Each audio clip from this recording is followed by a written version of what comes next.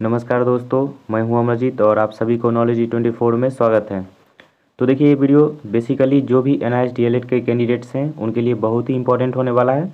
और साथ ही आज 7/11/2023 को सुप्रीम कोर्ट में एनआईएस डीएलएड केस से रिलेटेड क्या सुनवाई हुई, केस किसके पक्ष में रहा, एनआईएस डीएलएड के पक्ष में रहा या नहीं रहा, ये सारा कुछ मैं आपको इस वीडियो के माध्यम से बताऊँगा और बिल्कुल फैक्ट के तहत बताऊँगा। तो देखिए, हुआ क्या है कि जो लाइव डिबेट हुई थी उसका मैंने एक क्लिप यूट्यूब पे डाला था, या बहुत सारे यूट्यूबर एक दो हैं वो भी डाले थे। तो उसके बाद क्या हुआ कि कुछ ऐसे यूट्यूब चैनल वाले हैं जिनको एनआईएस डीएलएड से रिलेटेड कुछ पता रहता नहीं है, वो क्या किए कि अपना थंबनेल लगा के वीडियो बना दिए कि एनआईएस डीएलएड वाले जो हैं वो अब प्राइमरी से बाहर हो गए। साथ ही बहुत सारे ऐसे भी मैंने वीडियो देखा जिसमें बताया गया कि 100% एनआईएस डीएलएड वाले अब वैलिड हैं। तो देखिए, इसमें क्या सच्चाई है मैं आपको इस वीडियो के माध्यम से शेयर करूंगा और मैं बिल्कुल दूध का दूध पानी का पानी करके इस वीडियो के माध्यम से बताऊंगा, क्योंकि इससे जुड़ी मैंने पूरा डिबेट जो है वो देखा और साथ ही मैं दिल्ली में जितना भी इसका अपडेट है वो देखने के बाद बहुत सारे एडवोकेट से बात करने के बाद ये वीडियो लाया हूँ। देखिए, मैं भी चाहता तो ये वीडियो बहुत पहले ला सकता था 10-15 मिनट में, लेकिन इस पे जो पूरा क्या मामला रहा, क्या आज का सुनवाई है वो किसके पक्ष में रहा, एनआईएस डीएलएड के पक्ष में रहा या नहीं रहा, सारा कुछ जानने के बाद मैं ये वीडियो लाया हूँ।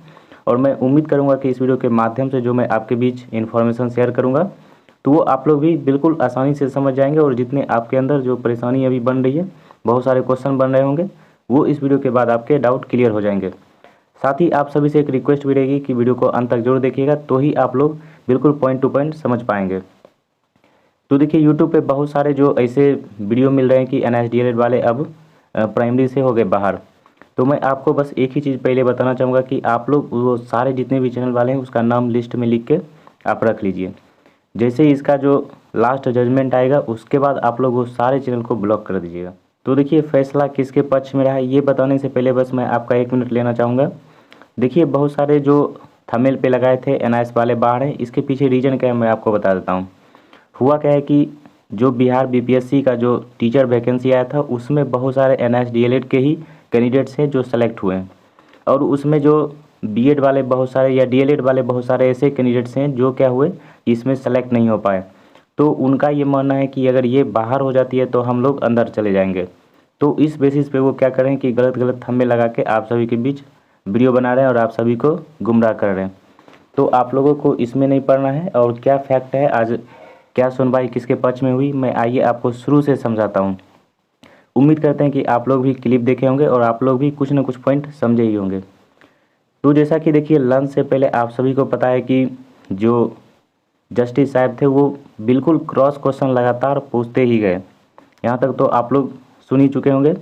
इसमें क्या हुआ कि जैसे ही क्रॉस क्वेश्चन पूछते ही 2-3 यूट्यूब वाले जैसे ही देखे कि वीडियो बनाना शुरू कर दिए कि एनआईएस डीएलएड वाले अब केस हार जाएंगे। देखिए, इसमें होता क्या है कि मैं आपको शुरू से बताता हूँ। तो देखिए, सबसे पहले आप लोग समझिए कि बहस हो रहा था। बहस में होता ही है कि आपसे क्रॉस क्वेश्चन पूछे जाएंगे और आप उसके कितने सटीक आंसर दे रहे हैं, वो आपका आंसर जो है वो जस्टिस को अच्छा लग रहा है या नहीं लग रहा है, उसके बेसिस पे फैसला सुनाया जाता है।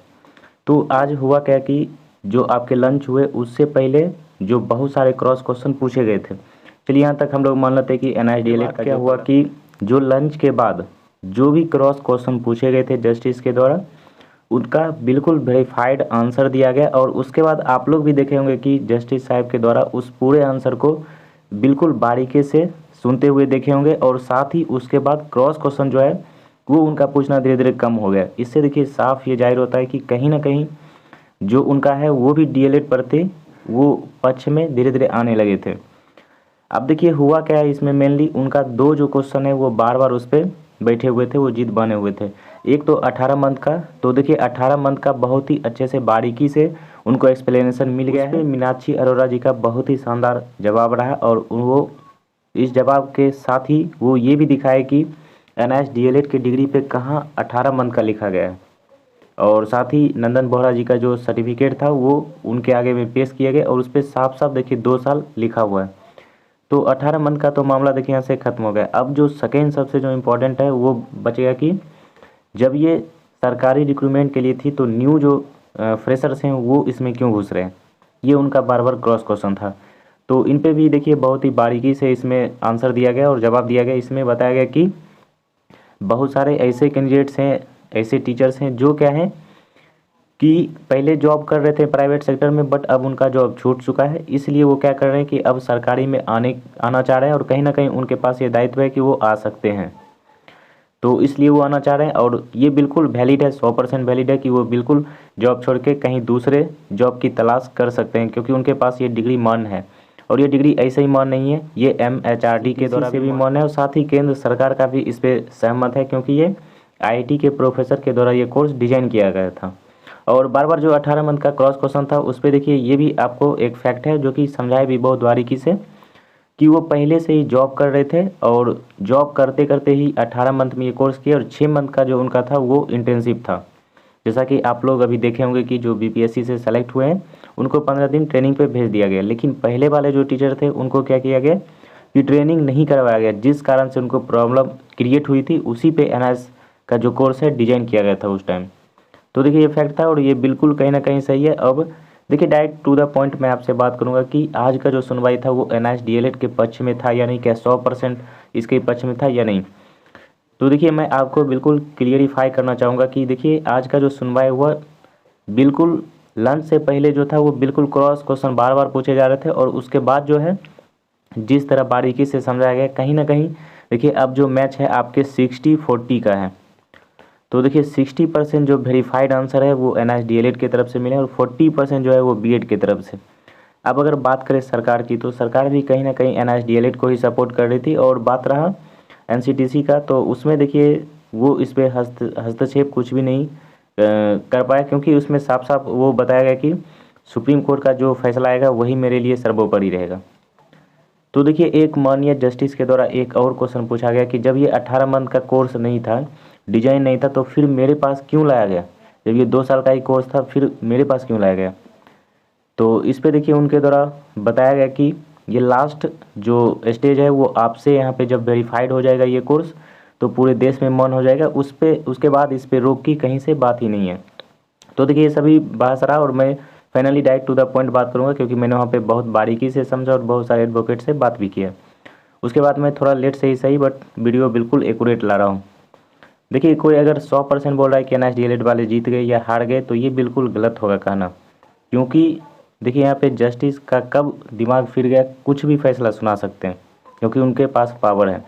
लेकिन अगर वो फैसला सुनाते हैं तो कहीं ना कहीं उनके पास एविडेंस होना चाहिए उसके। अगर वो निगेटिव फैसला ही सुनाते हैं तो उसके पास साक्ष्य होना चाहिए कि किस बेसिस पे वो निगेटिव फैसला दे रहे हैं या पॉजिटिव दे रहे हैं। तो पॉजिटिव के लिए तो देखिए बहुत उनके पास साक्ष्य है कि NCTC से MHRD केंद्र सरकार सभी से डिजाइन किया गया कोर्स है।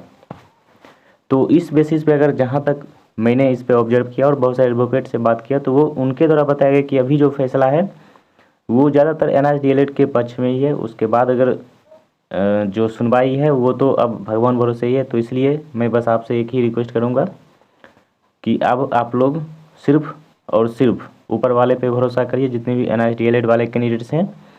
और साथ ही कहीं ना कहीं मुझे जहाँ तक लगता है कि आपके हित में पॉजिटिव ही यहाँ पे रिजल्ट आएगा, तो इसलिए आप लोग बिल्कुल भरोसा बनाए रखिए। और देखिए इसमें है क्या कि जो फैक्ट है वो सभी NIS DLED की तरफ ही है, लेकिन यहाँ पे एक्सप्लेनेशन जो है वो कहीं ना कहीं जस्टिस साहब वो 2 क्वेश्चन लेके बैठे हुए हैं, जिस कारण से इसमें प्रॉब्लम क्रिएट हो रही है। और मुझे जहाँ तक लगता है कि इसका फैसला NIS DLED के हित में ही आएगा। फिलहाल आज का देखिए ये अपडेट मेरे पास रहा, तो मैंने सोचा आप सभी को अपडेट कर देता हूँ।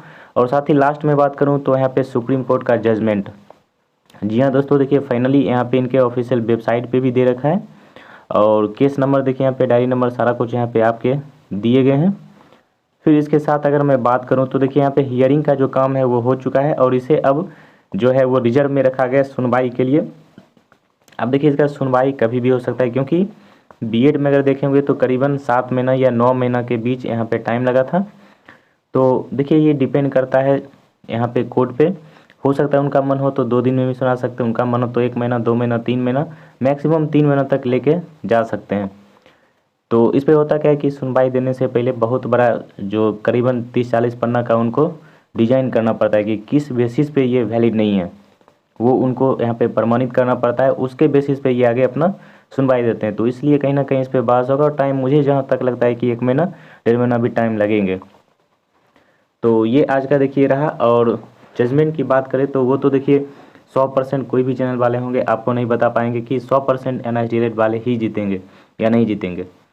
तो इसलिए जो भी यूट्यूब वाले अगर आपको गुमराह कर रहे हैं तो आप लोग उस पर भरोसा बिल्कुल ना करिए, और आपके उम्मीद रखिए कि आपके हित में ही आएंगे, ये आप लोग हमेशा मान के चलिए। तो इसके बाद भी अगर आपके कुछ डाउट है तो आप लोग कमेंट जरूर कर सकते हैं, और इससे जुड़ी कुछ भी और अपडेट आती है तो मैं सबसे पहले आप सभी को जरूर अपडेट करूँगा। तो आज के लिए इतना ही रहने देते हैं, फिर मिलते हैं नेक्स्ट वीडियो में, तब तक के लिए जय हिंद।